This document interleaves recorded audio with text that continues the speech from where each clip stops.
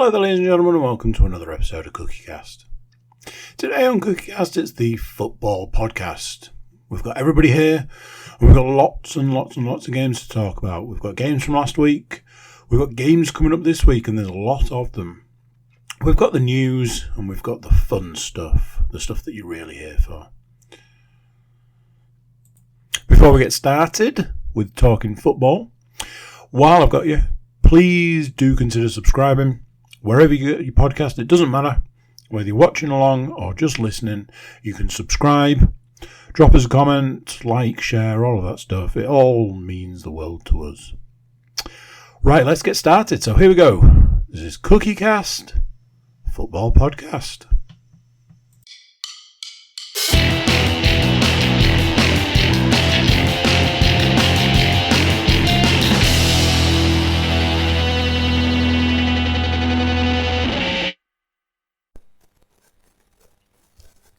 Recording in progress. Paul, give the lady what she wants. Hello, ladies and gentlemen. I know what you're thinking. You've dialed in. You've signed in. You've got your viewable devices and your listening devices all switched on. You've tuned in. You're ready and raring to go for another week's update of football. And it's weird because I think all we're going to be talking about is the Nottingham Forest game for last week. So should we move on to that? I don't think Middlesbrough played at the end, did they? I think that game got cancelled. Yeah, so we'll just dive straight in on Middlesbrough didn't. Middlesbrough didn't play. Middlesbrough didn't play, but Hull did. So we'll cover the Hull game.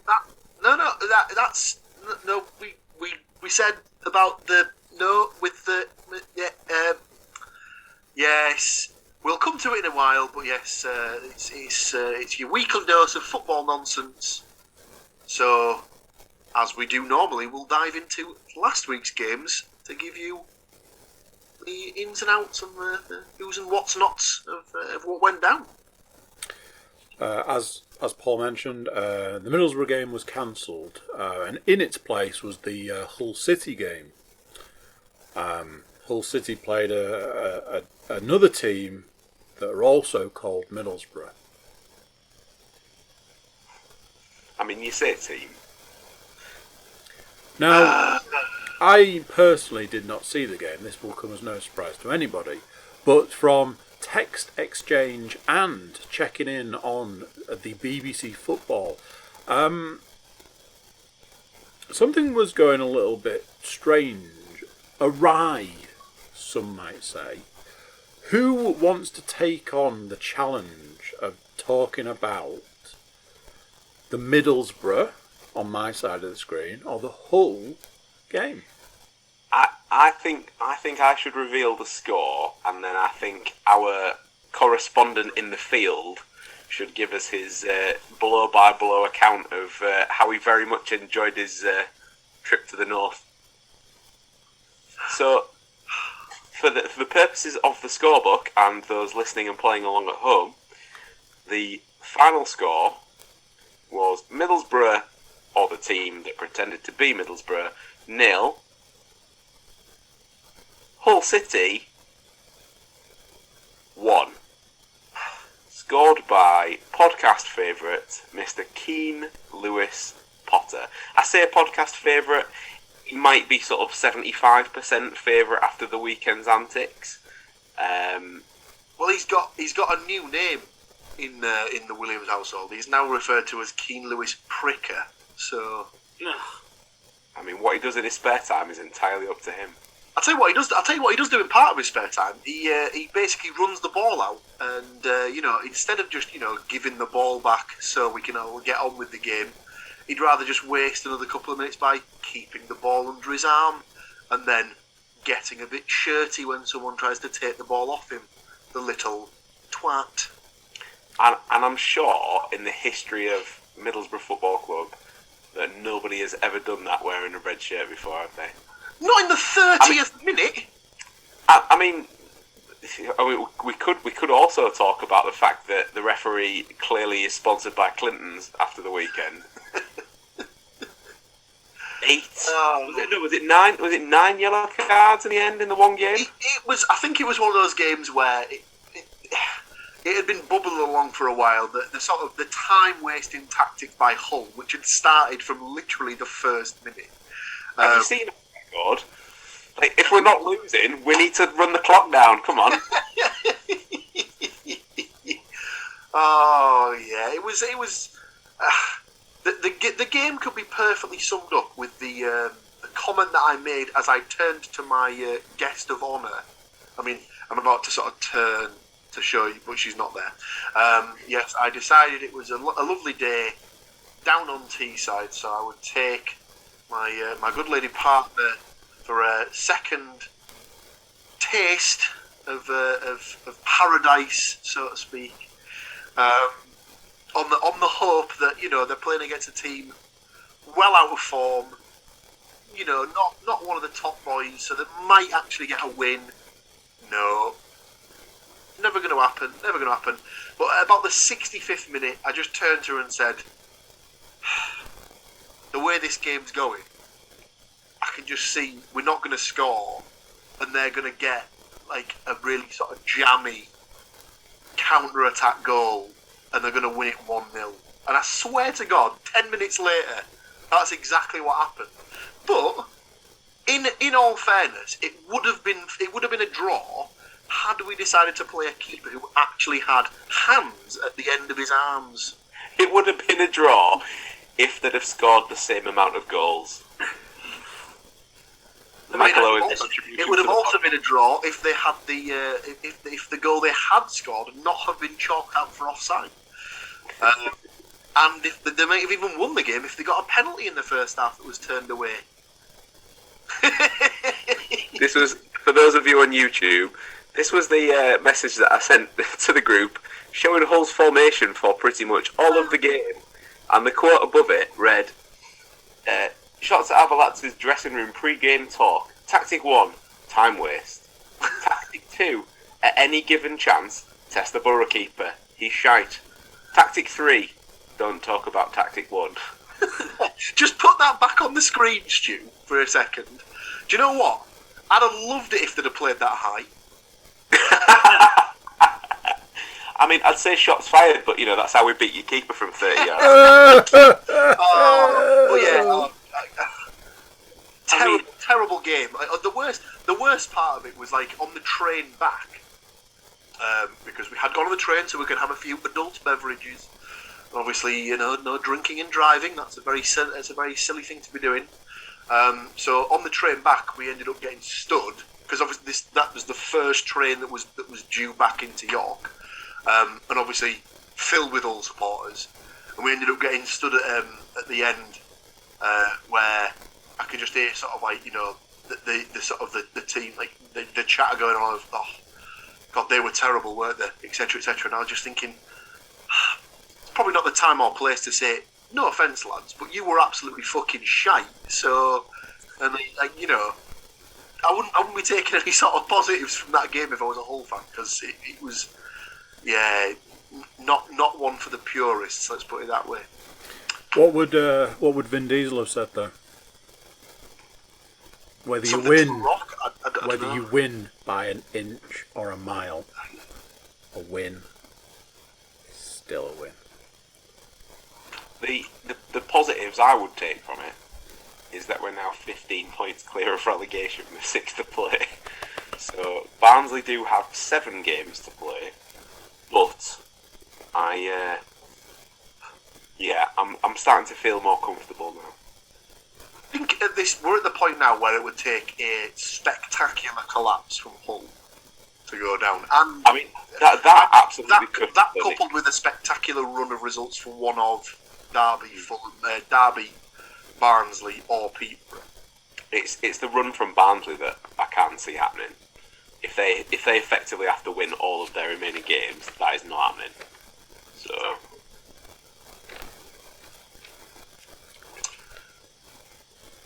So, in fact, Hull won 1-0. I can only imagine that your good lady had a fantastic rest of the day, because as I said to my good lady, I feel really sorry for her, because I've been with Paul when Middlesbrough have been beaten, and it's not a pretty sight. Nah, yeah, I made a solemn vow a number of years ago that I wasn't going to let the football affect my mood one way or the other after the result had happened on a Saturday anymore. Because it got to the point where I was, obviously, it's like, you'll be shocked to hear, this is back when Middlesbrough were absolutely shite, and they were losing quite often. So it was a case of, yeah, if I was going to let the football affect my mood, I would basically just be pissed off the entire time I was in existence. So, the bad news, if the score for some of you wasn't bad enough, the bad news is that every single person on the podcast predicted Middlesbrough to win heavily in some cases, slightly less heavily in other cases. Some of us decided to edge our bets by doing the honourable thing and, seeing as he was in the room, giving Hull a goal.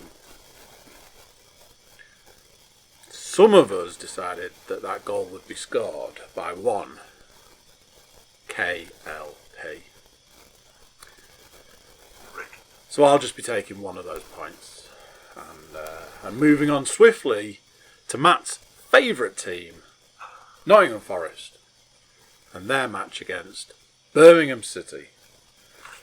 Matt. Well, Forest won 2-0. 2-0. And apparently, for the second time in a few days, weren't the best team. Despite winning 2-0. There must be something in that West Midlands water that I know is affecting people's sight. Kind of thing. But yes. So, Keenan Davis scored the first goal, and Scott McKenna scored the second. That one seemed to come off the back of his head and go in. That was, not the best goal, but yeah. A win that took us third ever so briefly, and other members of the podcast got excited. I am calm at the moment. I didn't say it out loud for that reason. When I was updating the book, I was confused as I had to write down a name that I'd never seen before. I was like, who is this person? Where do they live? What do they do? So I was like, okay, maybe it was some shenanigans. This is one of those where almost the opposite of the Middlesbrough Hull game. Everybody predicted Nottingham Forest to win. Some heavily, Mr. Williams, who had them down for a 3-0. Very close. Does get you a point. You followed my sort of tactic by going with a Johnson-Zinkernagel combo. So unfortunately, no more points for you. Stu, you were nearly there with the score.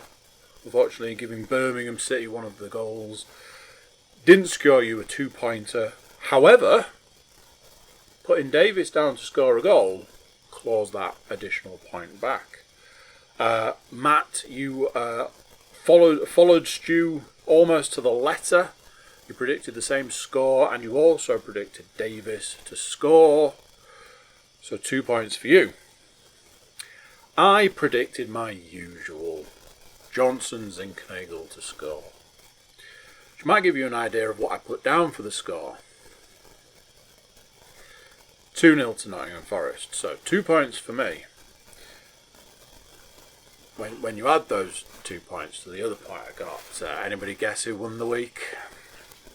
Again. 1 for Paul, 2 for Matt and Stu, winning the week with 3. This guy. I'm going to be doing some seminars over the next few weeks, how to fluke your way to winning the predictions. So, it always goes this way. 2 games from last week, predicted, reviewed, done and dusted. So this week, obviously, we'll have to predict 6 football games. Now, Paul, how are we doing this? Are we going straight up to the news desk Well, as you've said, we've got 6 games to predict as we have the Easter set of fixtures coming up. So because we've got quite a lot to get through, we might as well just dive straight in to that next set of fixtures, starting with the Good Friday. I was going to say the Good Friday agreement then, but that's something completely different. Nobody agreed to this.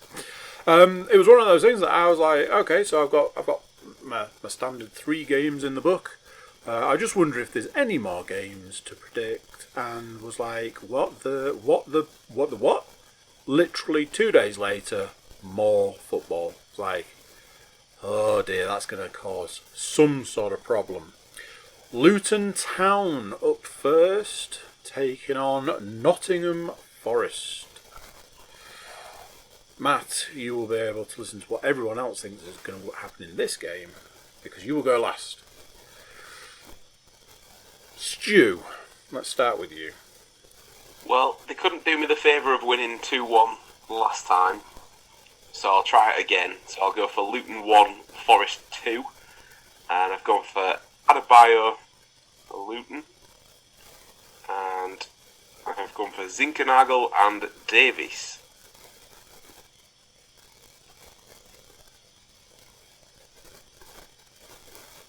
Lovely stuff. I mean, it's not like I have a pattern for these things, but Nottingham Forest 2-0. Johnson and Zinkernagel to score. I thank you. Paul.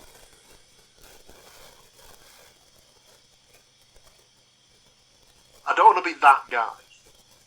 Oh, he's putting Luton down to win. I don't think Forest have lost for a while, have they? No, they are top of the form table. I can't see them not losing one of the next 7. And I think Luton are quite decent at home by the sound of it. So I'll go for a very narrow 2-1 Luton win. As we pointed out, in fact, as it was Matt that pointed out the other week, they're not very good. They're just good at sitting back and then hitting people on the break. So I wouldn't expect them to be scoring a lot. But I just like how you're pushing the boat out that at some point in the next 7 matches between now and the end of the season, Nottingham Forest might lose. Considering we're playing Bournemouth and Fulham at some point. Yeah, we probably will. Right, okay. thank you very much. I didn't realise they've still got to play Fulham as well. It was just, you're really putting your neck on the line there. It's just that sort of thing where, like, I think it's been about 10 games. I think it is around about 10 games, not including the FA Cup for the whinging Derby fans, if we've got any, which I very much doubt. Might point out, you lost in the FA Cup, yeah. But yes, I have gone for a 2-1 Forest win. I think, we've discussed it, that, like I said, Luton are a well-organised side. I think that's that's the polite way of putting they set up to not lose and hope to score on the counter-attack. And I think, we'll see how Forest go. I think they perhaps, do they owe us one from the FA Cup? Oh no, it's Huddersfield that owes one from the FA Cup. So I've got Adebayo to score for Luton, and Davis and Surridge to score for Forest. Paul, I'll have your goal scorer as well while you're there. I will go for Lansbury. Old boy rule in effect. Which workhouse do you want to Piss start? off. He's injured. Is he? yeah, because Matt's going around his house after the podcast.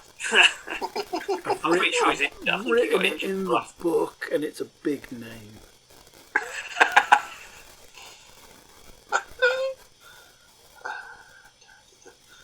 Maybe he got injured against Huddersfield. This is unacceptable. Ooh. Well, this changes everything. Just say Cornick and get on with it. We know where it's going. I'll tell you what then. I will go for Snodgrass. And just because he's got the best name ever, I'll go for Admiral Muskway. God. So not only do you make I'll have a little slice out, of the but I'll have a little slice of the Surridge action for Forest. Andy's just had to start a brand new book just for that prediction. Yeah, I'm still writing it now.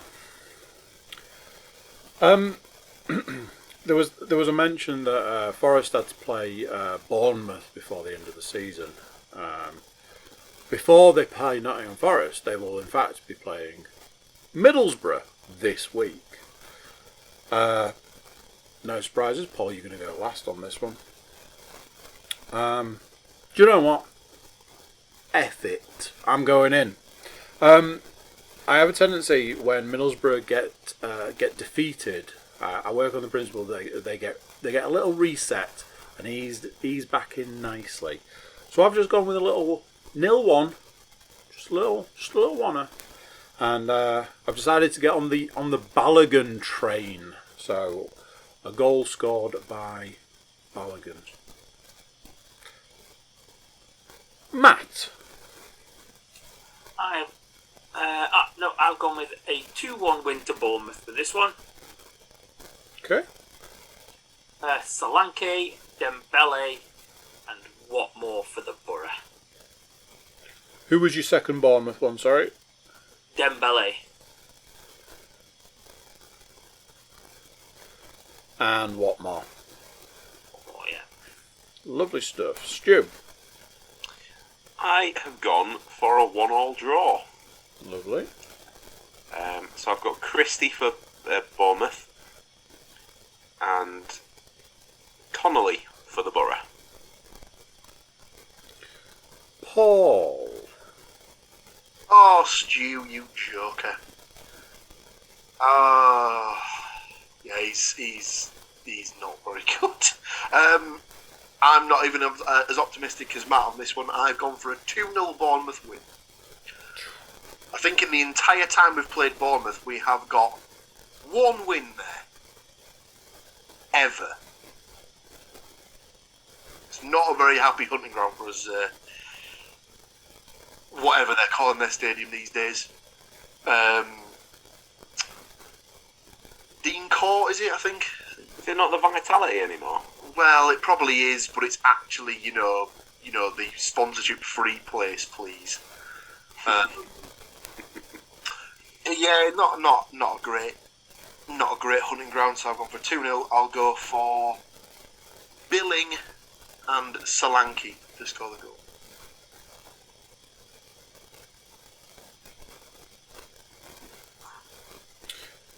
Right, there we go. That one done. Hull City are taking on another city in the form of Cardiff City. Stu, you're up last this time. I might double back like I did last time. So, Paul, give us your prediction for Hull City versus Cardiff City. Riding the crest of a wave, the Hull Tigers will choke out a 1-0 win over the Bluebird / Red Dragons, whatever they're going by these days, for old Tan. Yeah, I'll go for a 1-0. Why not? Why not back-to-back games for old Pricky himself? I love that you don't hold a grudge about it, though. For a second there, I thought you were going to go with my prediction, which is a 1-0 to Hull, with Honeyman. I'm mixing it up a bit. I've decided to mix it up a little bit this week, just a touch. One thing I didn't mention was the fact that the new signing that's got the really long name that I can never pronounce. Syed Manesh. Yeah, quick. Tricky. Very little end products. Yeah. Matt. I've gone big with this one. I've gone for a 2-1 Hull win. Because Cardiff can't even beat Derby, so yeah, I thought, we'll go with that. I've gone Fours and Longman to score for Hull and Volks for Cardiff. Lovely stuff. And Stu, how is your team going to fare? Well, you've clearly all forgotten that I am going to this game, and we're taking the boys. And the last twice this season, they have done the cheaper tickets for children. They have been playing teams that they should be beating, and lost. So let's go for a Hull 1, Cardiff 2 scoreline. And I have gone for Honeyman for Hull. And I have gone for Hugill and an absolute Doyle for Cardiff.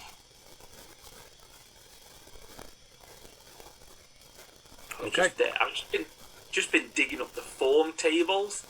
We might all want to change our thing because Hull are firmly at the bottom of the form table because the last four games at home they've lost. We don't win at home. We're alright away, aren't we, Paul? Oh. Actually, you are top of the form table in 4 away games. Hull, in the last 4 games, 3 wins, 1 draw, top of the table in the away form. Bloody hell. Do you want to play away from home every week? I mean, yes, is the answer to that question. Please. Now then, the 6 games to predict, 3 of them are done. Do you want to carry on with predictions or do you want to break it up? Keep going? Keep going. Oh, absolutely. We're a roll. We're on a roll. Oh, that might change your mind. Well, let's see how far we get with Middlesbrough back at it, going up against Huddersfield Town. So, let me see. Matt. I've gone for a 2-2 draw. 2-2. Interesting. I've gone Balogun and Crooks for Borough. And Holmes and Ward for Huddersfield.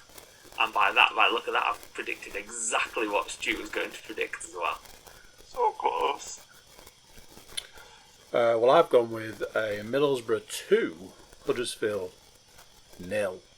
Crooks and Watmore to score those goals. Stu. So, remember what Matt just said? Pretty much the same, because I've gone for 2-2. Okay. And I've gone for Watmore and Balogun. And Holmes and Ward. So I think we are 1 goal scorer different, and that is it.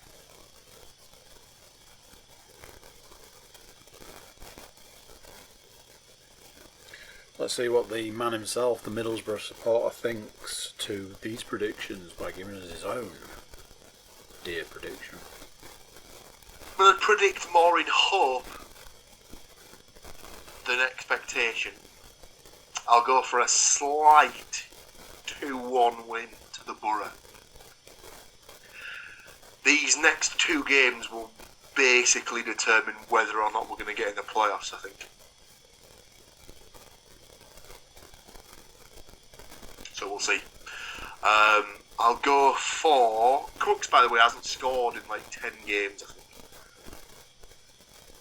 So he's due one. You'd imagine so, but he, like pretty much all the team, had a very, very poor game on Saturday. 2 goals, where the hell are they going to come from? Let's have a Paddy McNair penner.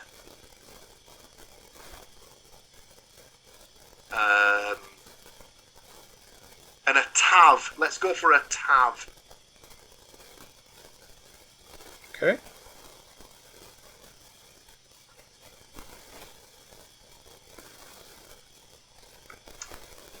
They need a goal scorer now. Right, how many ex-Borough players have they got in their squad? If he was playing a bit more regularly, you'd just go Rhodes because he's played for everybody, I think. Oh do you know what? Bollocks to it. He never scored at the Riverside when he was playing for us. So yeah, I think this might be the first time he's played since he left. If he gets on, so go for Jordan Rhodes.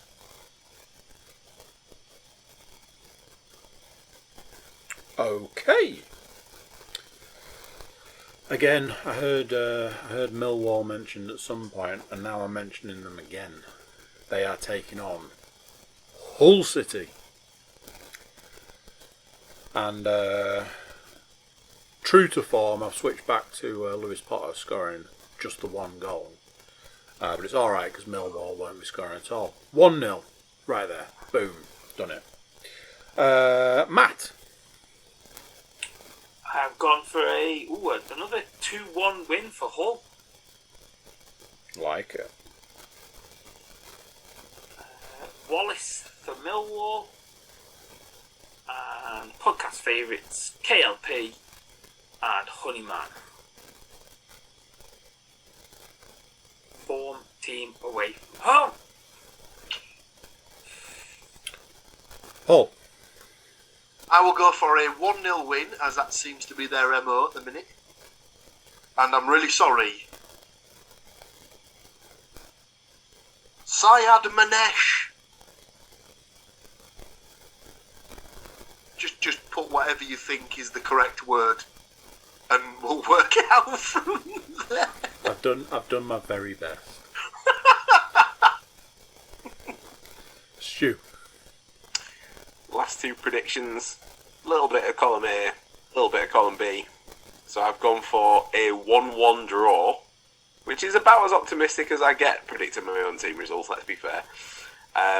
So I have gone for Wallace, which I believe Matt said. And unfortunately for you, Andy, I have gone for Syed Manesh for Hull. Especially if, Paul, if you could just say again by the end of the podcast, maybe 3 or 4 more times about how he's got no end product, that should really help things out on Saturday.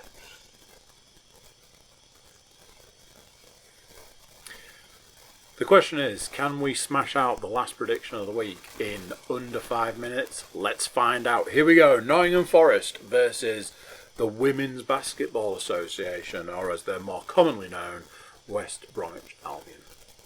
I'm going to set you up here. I'm going to let it fly. So, I said I was mixing things up, and as anybody who listens to this knows, I like to keep things tight, keep things real close. Don't want to be getting all crazy, and obviously I've set that up now so that my 3-1 prediction has a much higher impact.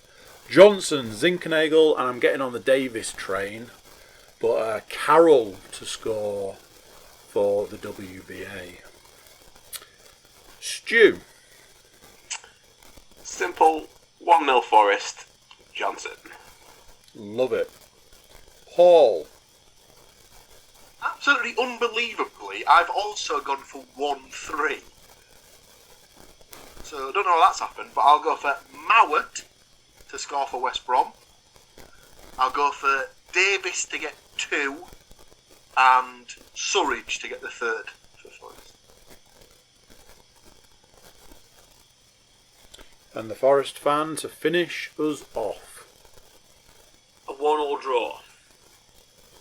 There's our boy. There he is. Good lad. 1-1 draw.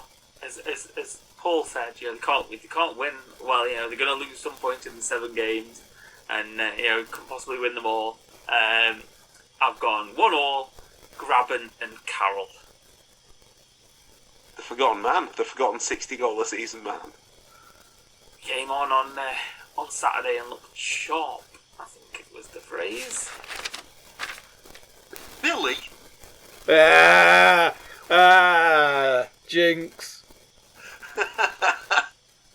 And with that absolute bombshell that both me and Paul had the same joke there, what we're going to do is we're going to have to recover from that and take a small commercial break.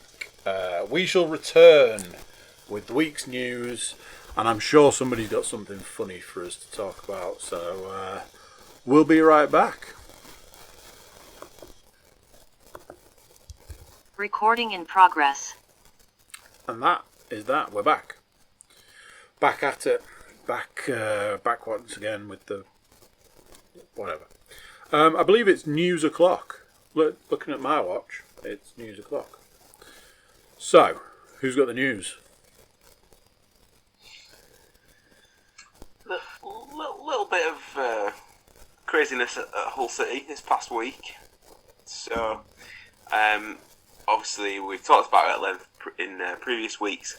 We have a new owner. May have mentioned that once or twice, and he's got a big job on his hands in terms of winning the fans back over. So he's been doing like the cheap tickets for the kids, and like if you're a pass holder, you can bring a mate for £2 on those games as well. So there's been some goodwill shown, but he really kicked it up a notch this past week by not just like attending like a supporters club event or anything like that. No. This guy, don't forget, is the Turkish Simon Cowell. So he went all out, no expense spared, set up an evening with the guy who nobody can pronounce his name. And obviously the first question was, how do you pronounce the name?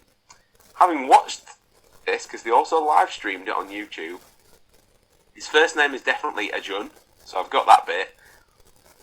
But his surname's still a bit ropey on, so I'm going to go with Ilijali for now. So Ajun Ilijali.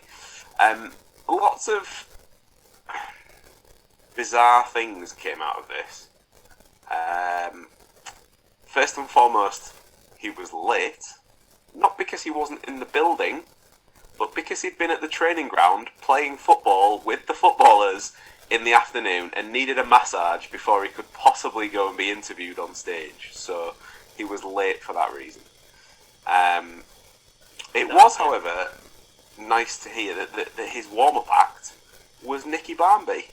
So, a man who weirdly was seemingly exiled from the club in very strange circumstances. Didn't really talk, but it was nice to hear from him, and he seems to be sort of back in the fold, as it were. So that could be an interesting development. Hopefully, that relationship gets repaired as well as part of this takeover. Then there was lots of questions, as you can imagine, about where do you want to see the club this season? What do you want to see going forward? So quite open and honest, said that survival was always the thing this year, as we talked about earlier in the results. Pretty much there, pretty much. But once a playoff push next year, okay. I mean that's kind of exciting to hear as a fan, but also, walk before you can run and all that business. Then he started to talk about the different things that he's doing to get the fans back on side, and this is where it took a huge swing towards left field in the sense of one of his ideas that he's built up, and apparently this has never been done before, because he's clearly mates with Vince as well.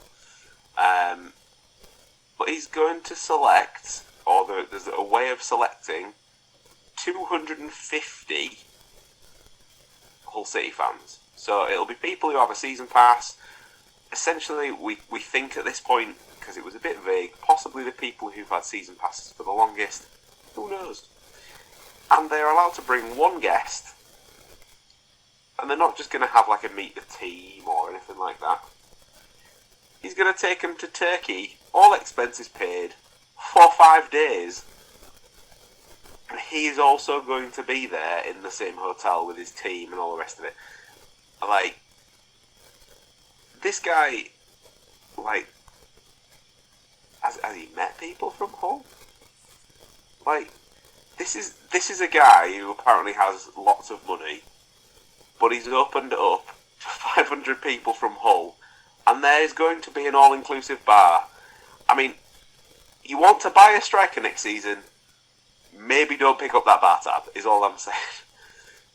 It's insane. I don't know what, fair enough, it's never been done before, but that's probably because nobody ever thought, do you know what we should do? I know, let's take 500 fans to Turkey.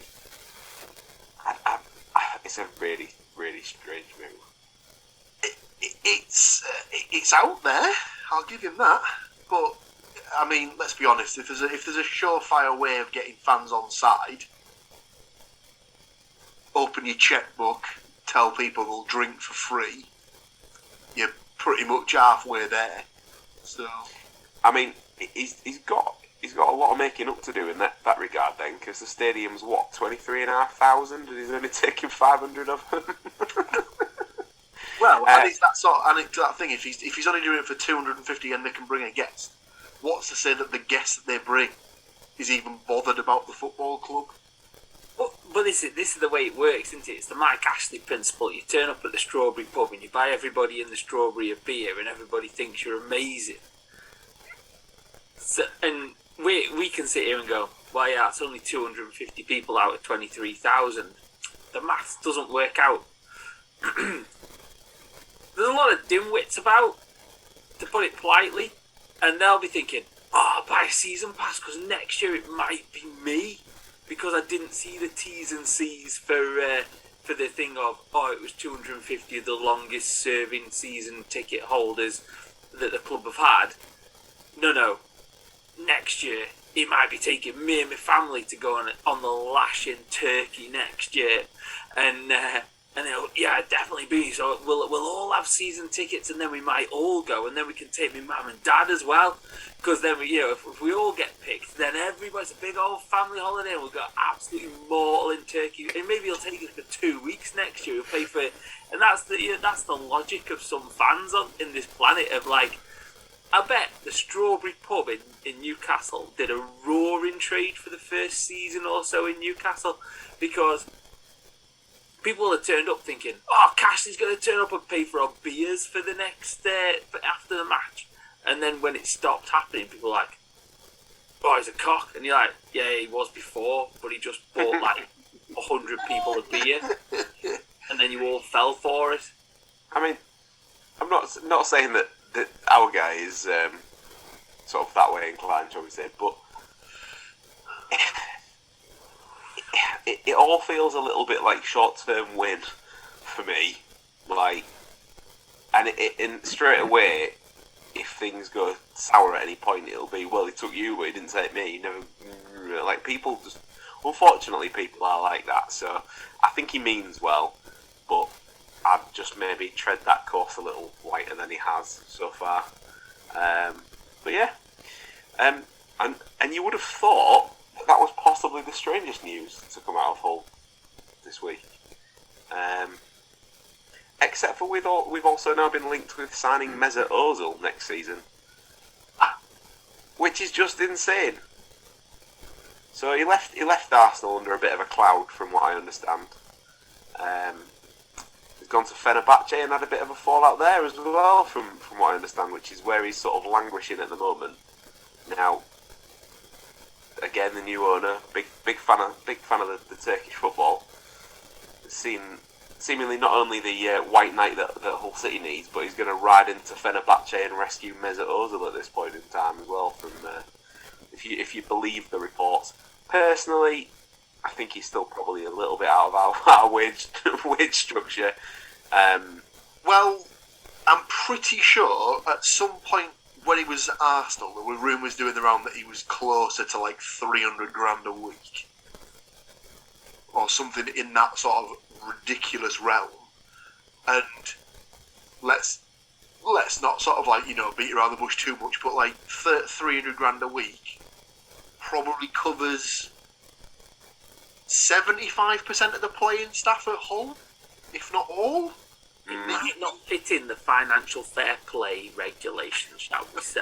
Well, when I was talking with my father-in-law about the situation a few days ago, and the end of the conversation was, well, we don't want to be Derby now, do we? So that's how it ended, and that is the perfect point to which to end that part of the whole news for this week.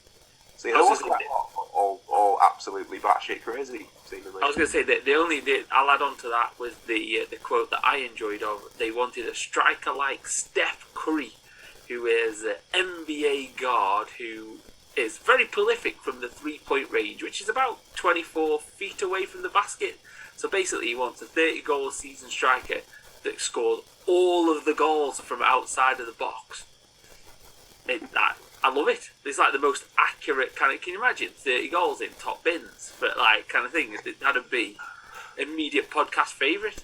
It's the sort of the almost the Ruben Neves principle, isn't it? Like when he was in the Championship at Wolves, I think they had a thing where, and I think he scored in his first season. I think he scored 5 or 6 goals or something like that, and I don't think one of them was from like closer in than like 25 yards out or something like that. Does he Only dealt in absolute screamers. That's like times 5 though. Yeah, it is nonsense. We've already got KLP on the books. I don't know what he's worried about. They're about the same size, I think. They all count as a goal, though, don't they, Paul?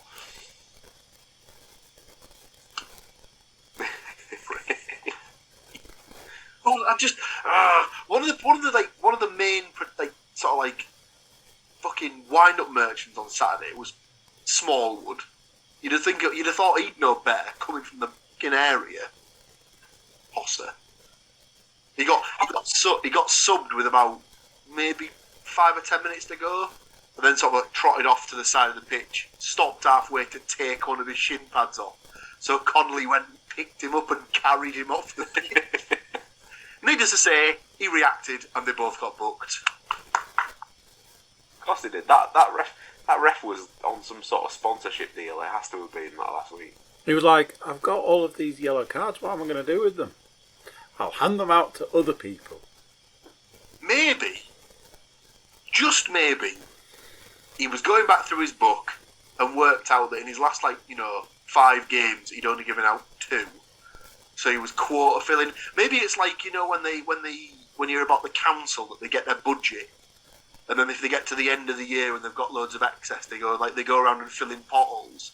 So they don't have to give the budget, because if they have money left in the budget at the end of the year, it gets cut for the next year, so they spend all the excess. Maybe it's the same principle for like cards. I can't possibly imagine what you're talking about there. It only took me 25 minutes to get into town today, because those really important roadworks that they're doing on a major crossing on the way into town, that, as I pointed out to the stats mistress, this is essential roadworks. That's why there is one man who is sitting in a van smoking a cigarette.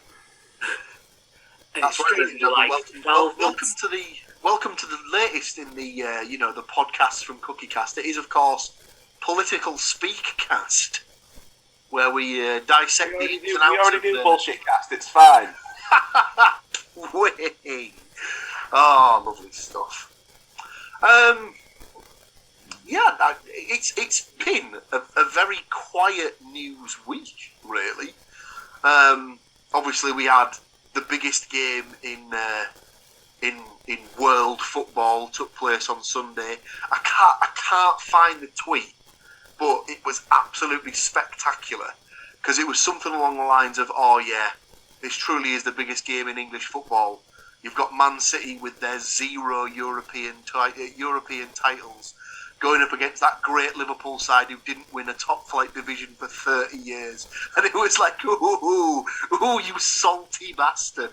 But it was brilliant, because of course the first person that he showed that had liked it, Gary Neville, absolutely textbook. It was he was sat next to the person who tweeted it. He was like, he probably said to him, "You tweet this and I'll like it straight away." But I didn't actually see the game because I was at a christening. But it sounded like it was actually quite a good game, because I think it finished 2-2, didn't it? So there's no denying that they're the best 2 teams in the country at the moment. But to call it the biggest rivalry in English football is incorrect. It's not even Liverpool's biggest rivalry. It's not even it's Liverpool Man United, then it's Liverpool Everton, then there's probably another Liverpool Leeds or something like that before it then get to Man City.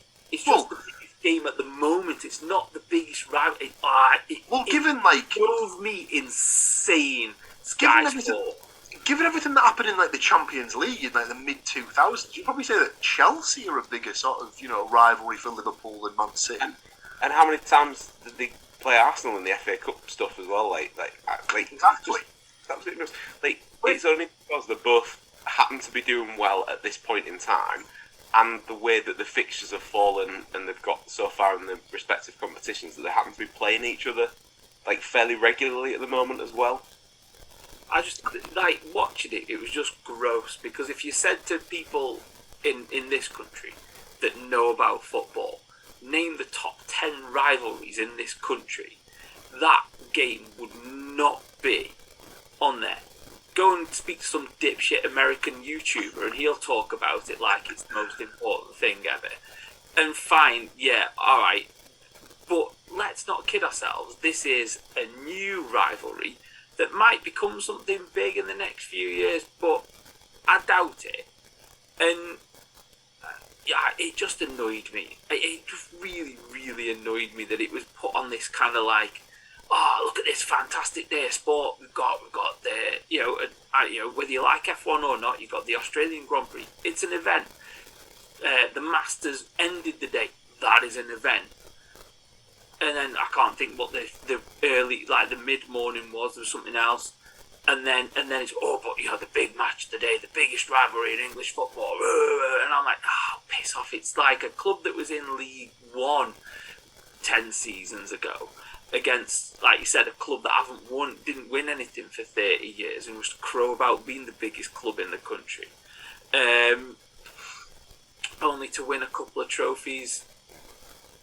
Yeah, they've won a few trophies along the way, but Christ almighty, it's not this thing that everyone's sitting at the end of it, sitting on the seat, sitting on the edge of the seat, going, when's it going to be Liverpool Man City?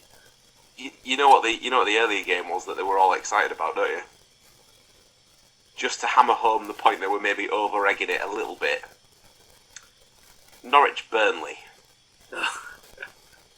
I mean, there's definitely talk to say that's probably the second biggest rivalry in English football. So the second biggest rivalry on Sky Sports that day is probably the second biggest rivalry on Sky Sports at that specific time of the day. Oh, there was a Monaco versus Troyes game where half the stadium was empty. Genuinely was something that I saw on Sunday. It was absolutely ridiculous that a top flight game in France, they went to the stadium in Monaco, it was half empty. It was ridiculous. It is crazy. I mean, fair enough. You do get some clubs where the attendance isn't, up there with their stadium is generally too big and stuff like that. But you don't really tend to see it in the top flight of English clubs, Scottish clubs, any one like it, stuff like that. So yeah, it's just strange. Anything else from a news perspective? Man United are apparently close to agreeing terms with the Ajax manager to take over as their new boss. Eric Ten Hag, I believe is his name. But doesn't really affect us. It might affect Matt next season when Forest are steamrolling through the Premier League with their £25 million full-time right back that they've been able to buy because they've got promoted. It'll be. I mean, if I'm allowed, if Forest do get promoted and I'm allowed on the podcast to talk about it next year, then it get ready for lots of scores that are very similar to the FA Cup run because it's going to be miserable. Is the first so when Forest do get back in the top flight, regardless of survival hopes, blah blah blah, is the first aim get 12 points? Oh, just so they don't beat Derby's record. That should be every club's target. You've got to get to 12. I mean, realistically, you want to get to 20 points. I think anything less than 20 points is embarrassing anyway. But yeah, God, I don't even want to think. I don't even want to think about the prospect of it. Oh dear. Well, yeah, like I say, a bit of a slow news week, really. Okay. Anything else then before we say goodbye? Nothing from my end. Obviously, we sort of covered the funny with that tweet about Man City with their 0 European titles and Liverpool with that 30-year barren spell being the biggest club. The only thing I'd seen was the former Chelsea, Man United winger Arjen Robben, who retired in the summer, ran a marathon at the weekend. 3 hours, 13 minutes and 40 seconds, which is pretty damn rapid. Good work. So he looked knackered at the end of it. But yeah, I was quite impressed by it.